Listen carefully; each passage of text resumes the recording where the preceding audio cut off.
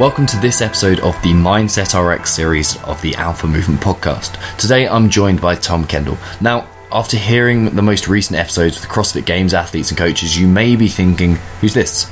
Tom, or TK, is a coach and athlete who is midway through my inner athlete performance camp. And yes, this is partly a way of me bringing awareness to my mindset coaching, of my mindset coaching to your attention, but there is no way I'd be releasing it as an episode if I didn't think it was jam-packed with information that could help you become a better athlete and coach. Frankly, I respect your time far too much. On listening back, I found it hugely inspiring, and this was meant to be edited down, but there's just too much good stuff for you to hear, including the bird noises from Tom's garden. We take a few minutes to warm up, but once we get into it, we touch on some incredibly important subjects, or more importantly, Tom touches on some incredibly important subjects. Firstly, finding your why, and more importantly, who you're trying to become. Becoming consistent in training, nutrition and mobility, and also harnessing the power of self-talk. Now, I bring you TK. Why don't we start off with setting the scene about when you first started using my services? I'm guessing it was back in March, wasn't it, on the 28-day challenge? Yeah, so it was, I wouldn't say skeptical. It was kind of like, let's see what happens. And, I wasn't quite sure what we were going to be up to. These little... I'm trying to think of how there were exercises at first, weren't they? It was kind of like identify this and, try and jot some things down, jot some ideas. And then it kind of evolves in the process. And I know you're a big fan of just saying, let things evolve. And they have. I wrote my journal today and I've written it, bar a couple of days, every day since, was it the 6th of March? Yeah. So it's nearly like 2 months later. I've pretty much written it every day, and now it's evolved into something quite epic. There's other things that I've been doing regular, so other habits. So writing down wins, writing down what I'm going to do today to move towards my vision, the person that I can see myself being, the person that I'm chasing. Nice. So. That's been the latest evolution. Sorry, is a friend of mine suggested looking at Matthew McConaughey's acceptance speech at one of his awards, and he talked about somebody who he's chasing, and he said, "I'm going to chase myself in like 10 years' time." So I can kind of relate to that. So 2 to 3 years' time, I'm going to be chasing myself. When I get there, I'm going to evolve, and I'm going to be chasing my next evolution of myself. Sorry. Perfect, man. How are you feeling when you first signed up? Pretty low. I wouldn't say. When I say low, I think I was lower than what I am now. I've been in a couple of years ago, up until about a year ago, I've been suffering from depression, a couple of different, what are they called, life events, quite successful. In fact, I was very successful at my career, my chosen career as a PE teacher, very successful. Unfortunately, just made some decisions, became redundant. And these things have a knock-on effect, and I turned to my training as a kind of a crutch, as a supporting mechanism when I could have been focusing on other things.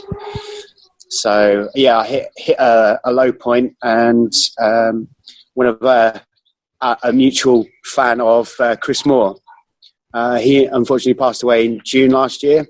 It's June the 6th, I think it was. Yeah. And for some reason, I had a connection. I'd never met the guy. I'd spoken to him via social media a few times. And it was almost like a light switch. And I started to feel a little bit better, but I needed like a journey, or I'd started a journey. And I needed some tools, or I needed some guidance. And I think that's where you come along. So ever since then, it's been pretty amazing. Sometimes I've spoken to yourself. I don't want to push the development, because I feel I've spoken to my own counsellor about this. It's like if you push, it becomes hard work. It becomes too hard, where you just got to kind of relax, let it flow. You know, that's another thing that Chris talked about, is just flowing with it. You know, it's you know, it's good stuff. I'm feeling really good at the moment. So nice. And everything seems to be going your way right now. You seem to just be crushing it. Training, like everything that's kind of come together with career wise. I love it. It's awesome. Yeah, you know, there's a real good evolution at the moment, and one of the things that I've said, you know, with our discussion boards as well, and I've written it down, is maximising opportunities. And I think now that I'm becoming a little bit more confident in myself, you know, whether that's myself as an individual, myself as a father, an athlete, a coach, a career person, you know, these opportunities come my way. And whereas I said before, I might not be good enough or that sort of thing, now I'm thinking, yeah, I could do this. You know, just try it. You know, what's the worst that could happen? You know, it's putting yourself out there. Do you remember what your main goal was when you like came to me? Like, did you have something in mind? Like, I really want to do this, or was it performance based or elsewhere?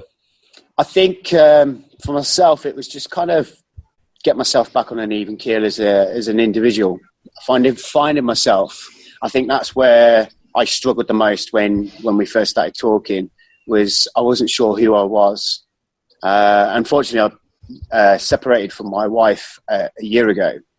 And like prior to that, it was my whole family my life revolved around my family.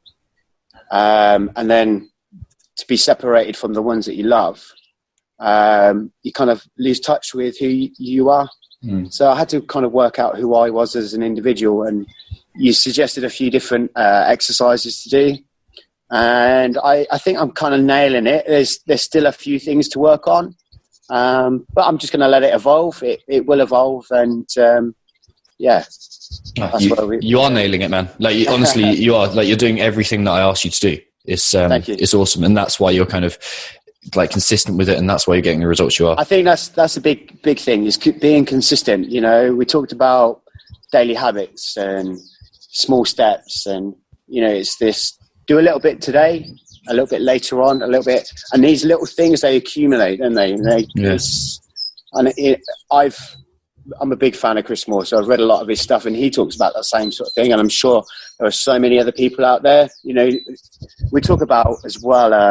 There are lots of coaches and prolific people, and if you look at what they're talking about, they all similarly talk about the same sort of thing, like consistency, whether it's diet, whether it's training, whether it's career progression. It's doing these little things on a regular basis. I love it, man. That's exactly it. No, it's drip by drip, the bucket fills. Yeah. That's what it is. Tiny drip. Yeah. Do you remember what you're expecting from the 12-week course? Again, I wasn't expecting loads. I wasn't going to expect after 12 weeks to come out with a medal and a certificate and be this awesome person at all. I kind of, I wanted to see what I become in 12 weeks. You know, what tools I can come away with to help myself. We spoke about myself as a PT, as a coach, and I found that some of the tools that I'm using, I've discussed with clients as well. And it's, whether it's for them or not, I'm giving them an opportunity. Whether, you know, they take that up, it's another thing. And a couple of people have come back and they said, you know, they're trying a few things that I've talked about. You know, meditation tends to be a big thing. I use that quite a lot. I think every night for the last couple of years, I plug these in and fall asleep listening to some guided meditation. And sometimes I do it in a day. And, you know, I did it yesterday. I was feeling pretty tired after a shift at one of the boxes that I work at. Had a couple of hours, thought, right, half an hour, guided meditation, wake up, be ready to rock. Sweet. You know? So, you know, it does help. Yeah. Are you using Calm or Headspace or something like that? No, it's just a guided meditation channel on YouTube. Oh, perfect. Yeah, the other ones are like binaural beats. Yeah. Yeah, they're quite good as well. I started playing those to my students. Nice. I love that. Yeah. So I'll have it going in the background for the whole day. Yeah. So I'll have different classes coming in and out because I teach maths. I try to teach maths. I'm a PE teacher by trade. So yeah, no, I'm all right. So I play it in the background, and after a while they start settling down, and they start telling him, "Oh, shut up." And it's playing throughout the day, and I'm sat there quite chilled and relaxed anyway. So, I love that. Yeah, I love that so much. Every now and again I'll pipe up, but it's nice to have in the background to see. So. That's awesome. I'm jealous you weren't my teacher. That's sweet. Can you talk a bit about being skeptical to begin with? Like, what were you skeptical about? Did you have any kind of preconceived notions about mindset training or anything like that? Not skeptical as such, because I've done a little bit, but I wasn't quite sure on the results. And I think that would be the only thing is people would possibly think, and I think I was the same, in terms of what I'm, how much different can I actually be? You bum it along throughout your daily life, and you think, okay, a bit of mindset training. You hear about mindset, and a couple of friends of mine that are coaches, they do a lot of mindset training themselves for their clients. Yeah. And I think it's one of those things that if you don't know what it is, it's possibly a lack of education. And then as you start to learn about it, and you start to pick out, so that kind of flip and change sort of thing that we've discussed, and you start to realise that you're actually quite harsh on yourself. I think what's the saying is, like, if somebody spoke to you how you spoke to yourself, you'd probably you'd tend to fuck off straight away. yeah, exactly. I wasn't sure whether to swear there, but yeah, go for it. Yeah, that'd be the case. You wouldn't stand for that, would you? Exactly. And you kind of do that on a regular basis, and you kind of put yourself down a lot. But the exercises that we've done, it kind of helps change that, and you start bigging yourself up. And there's nothing better than somebody saying, "Oh, you're pretty awesome today," or "You've done this," and it does. It puts a smile on your face. So if you do that to yourself regularly, you kind of feel a lot better. Perfect. Can you talk about the biggest obstacles that you faced, or in terms of performance as well? Like, what are the kind of the biggest mindset obstacles that you faced? So I think initially it's trying to do things, like trying to find time. So whether it's writing a journal, or whether it's finding time to prep food or train. But as we've said, it's like, I think I spoke to yourself when we started writing the journal.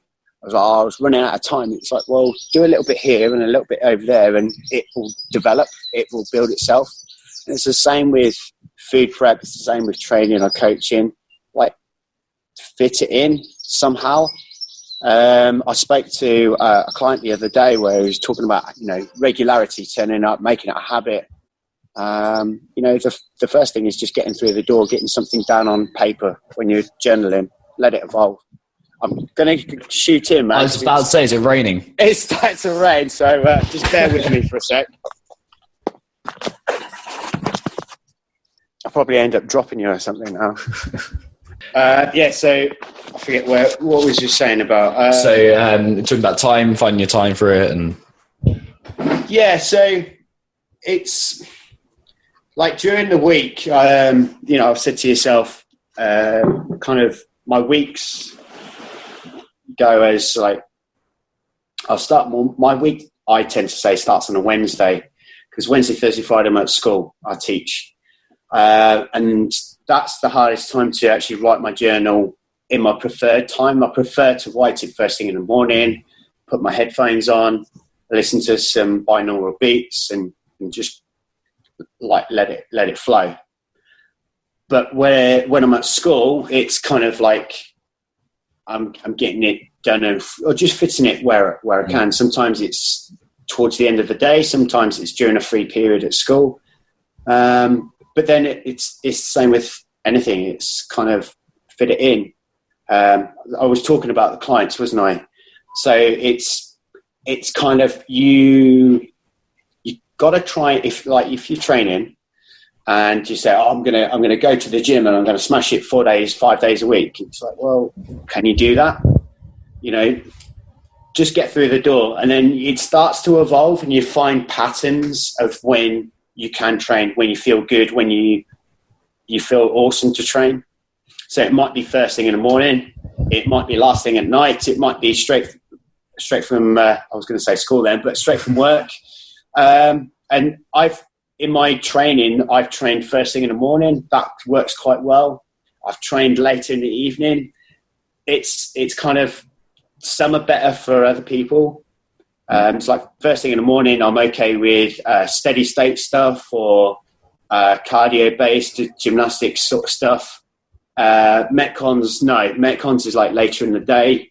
I feel better then, or in the afternoon. So you got to kind of listen to yourself. Yeah, that's exactly it. Like, you've nailed it there. It's one size fits one. And it's like, that's it. No, you're that was a perfect example of it. You just found what works for you, and I love that, man. I love that. Is there anything that you'd like, any piece of advice that you'd really pass on to someone that you've learned from me, or someone that was about to do the course, or someone who even like isn't interested in the course, but one piece of advice you could pass on? One piece of advice. I think it's that case of with the one size fits one. It's you got to try it out. I think Bruce Lee talks about it as well. It's like you kind of take snippets of things. That's going to work for me. That doesn't. Discard that. It's not going to work for me. But you'll find something that works. And I think with anybody that's, I was going to say of worth, we'll realise that it's. And I think this is what was my buy-in with you in the first place was, okay, I'm going to take part in this 28-day challenge. If I come away with one or two things, that's brilliant. It's more than what I wanted. And then the opportunity to do the 12-week challenge was a similar sort of buy-in for me. It's like, well, okay, 28 days and I feel this good. What could I do in 12 weeks? And again, it's that kind of, if I come away with one or two bits, that's perfect. If it's going to make me feel better, whether it's my life, whether it's my training. And I think, I wasn't originally thinking about training as a priority, and it's now not a priority, but my training is becoming better and I'm more focused with my training. I'm having more fun. And I think, as you said, we're kind of still crushing things. That's quite a good thing as well. And people are noticing, I inspire people, whether it's through coaching, whether it's through training, or whether it's the kids that I meet on a daily basis at school. I'm taking things away that I'm learning with yourself, and even from the other guys on the team. It's picking little bits up and going, actually, that's quite a good idea. I might use that, but I won't use that bit. That's not for me. It's not going to work. Awesome. And was there any tool that was a massive game changer for you, or is it an accumulative thing? I'm just kind of curious about that. I think a cumulative thing, yes. I think the biggest thing was believing in myself and believing in my vision. I think I wrote about that today when I posted up. It's like I've written this thing said to you now every day pretty much since beginning of March. And it's like you start to visualize and you start to think, as I'm writing it, it's like a real memory. Yeah. And I know you said this right at the beginning. It's really surreal sometimes. And I think I will be quite, when I first wrote one, I said to you, I was quite emotional. I did cry. And, that was quite an early vision that I'd written. And I think it brought up some emotions, and it felt real then, but now it's evolved in something quite something. And there's still bits to add to it, but I'm not going to force it. Sometimes it feels like I want to force it because I can almost feel something there, but I can't quite grasp the word. Yeah. And I think sometimes I sit there and I'll highlight certain keywords that I like, and they come up more and more regular, and they're the feelings that I attach myself to. I think that's right. Yeah. No, that's exactly right. Yeah. Yeah. And it's pretty awesome. Yeah, you're starting to rewire your subconscious, and you can see it in yourself. Like, you can see from what you like. Yeah, exactly. That's exactly it. Can you talk about how your training has developed, like your performance levels, whether you've seen any improvement or whether like your self-talk during it or anything like that? Yeah, so let's talk about self-talk. Yeah, so couple of things that I do with my training. I'm okay. I always wanted to be the best that I could be. That's the thing, and I still do. I'm 36 now, and competing. It's like, well, I got to a point, and I want to say that my low points, I was like, oh, I'm slugging them away. I'm doing all this training, and I'm never going to be good enough. And then, as I said to you, Chris Moore passed away, and I'm like, well, why am I training? What is my purpose for training? Why am I doing it? It's not to win a competition, because, I'm not taking this away from anybody that competes to a high enough level. But what would I win? Tub of protein? I'm not knocking it. It's something at the end of the day. So I just go out and have fun, and I think that's one of the things with the masters athletes. We have a laugh, we take the piss out of each other, and it's quite good fun. I mean, I know I enjoy that, and it's the same when I play rugby. I play masters rugby now, and we have a few beers, we have a chat afterwards, and take the piss out of each other, and it's more relaxed. So then my training just seems to have improved. I feel more confident in what I'm doing. You see my PB snatch.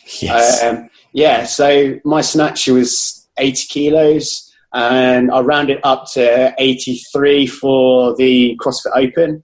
And I think even then I could do this. I hit 83 on the Friday as a tester, because I'd been coaching. I thought 82.5 was my PB at the time. I hit 83, and I thought, that feels okay. I hit 83 again, about 3 or 4 times on the Monday when I did the event itself. And I was like, I'll leave it for now. So I went off and worked my training, and things just felt good. And then the day came, and then I was just like, well, I hit a few snatches, hit 80, hit 82. I thought, okay, let's go. 85, hit 85. Okay, I have an attempt at 90, and on the day it just landed, and it felt good enough. Okay, it wasn't the most tidiest in the world, but it landed, crushed it. Who cares? So, it's great. Yeah. So and that would come down to that kind of, before it was a case of, in my head, it was like, oh, you can't do this. But now it's like, well, okay, I might not do it today, but I'll do it another time. What have I got to lose?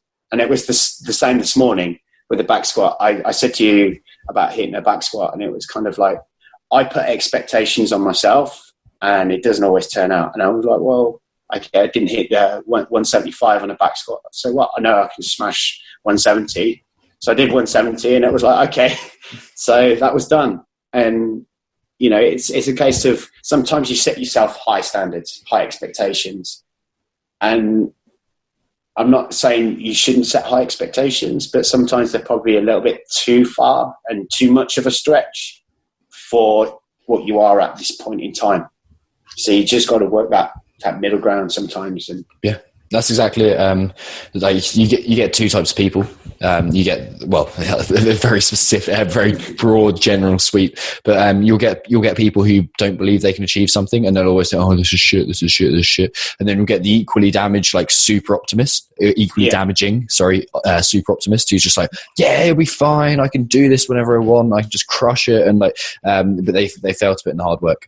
So what you've done is really kind of, you've given yourself perspective, that foundation of the champ's mindset, and you see the situation clearly, which is sweet. Yeah.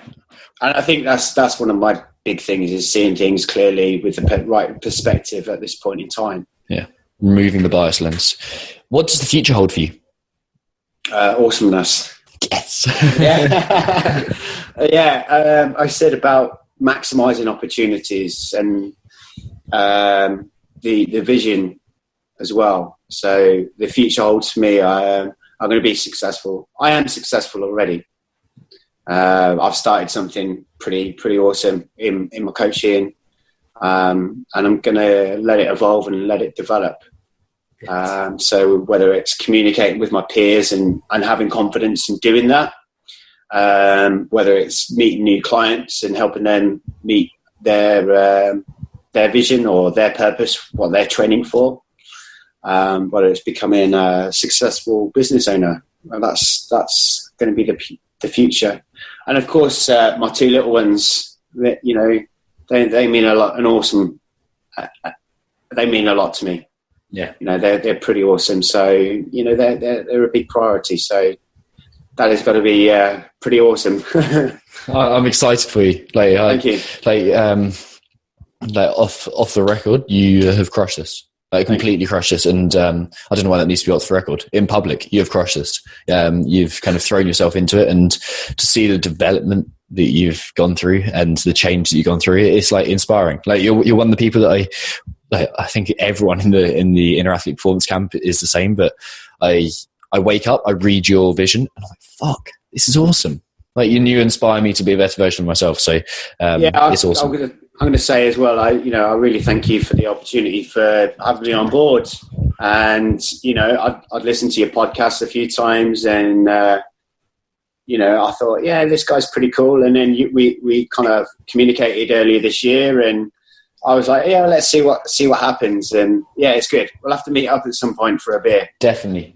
I think we're all in the UK at the moment. So all the inner athlete performance camps. So we'll grab some beers together. Sounds good. Sounds good. Yeah, and then have some horrible WODs as well. Yeah, that's good.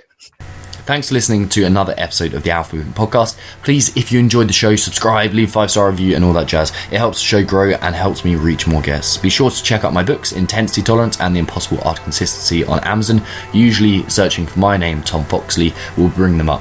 Also check out the Alpha Movement and I on social media, mainly Facebook and Instagram. And next week, I'm joined by Mr. Patrick Vellner, who's soon to be at the CrossFit Games, who crushed regionals, and I shall see your beautiful faces then.